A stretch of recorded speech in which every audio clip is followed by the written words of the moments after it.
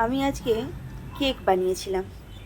তো হাফ কিলোর যে কেকটা রয়েছে, কেকটার অনেকটাই অংশ আমার এই যে ডগিটা আছে ওকে আমি খাইয়েছি। খাওয়ানোর পরে একটুখানি কেক নিয়ে খাঁচার ভেতর বন্দি থাকা এই পাখিগুলোকে খেতে দিয়েছি। তো দেখুন, আমার এই ডগিটা দুষ্টু করে তাদের খাঁচার সামনে বসে পড়েছে, আর এমনভাবে দেখছে যেন আমাকে তো দিয়েছে, সাথে কি তোদেরও দিল? তোরা আবার কেকও খাচ্ছিস? মা যদি দিয়েই থাকে তাহলে খাঁচার ভেতরে কেন তোদের দিল? আমি কি করি এখন? আমি কি তাহলে মায়ের কাছে আরেকটু চাইবো? ওরে বাবরে, তোরা কেন মারপিট করছিস? মারপিট করিস না, মারপিট করিস না। মা আমাকে দিয়েছে, তোদেরও দিয়েছে, তোরা দুজনে মিলে মিলেমিশে খা। মারপিট করিস না। আবার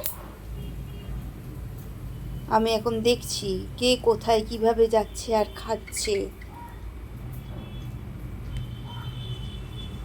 যদি তোরা বাইরে থাকতিস ওই কেকটা তাহলে আমি খেয়ে নিতুম।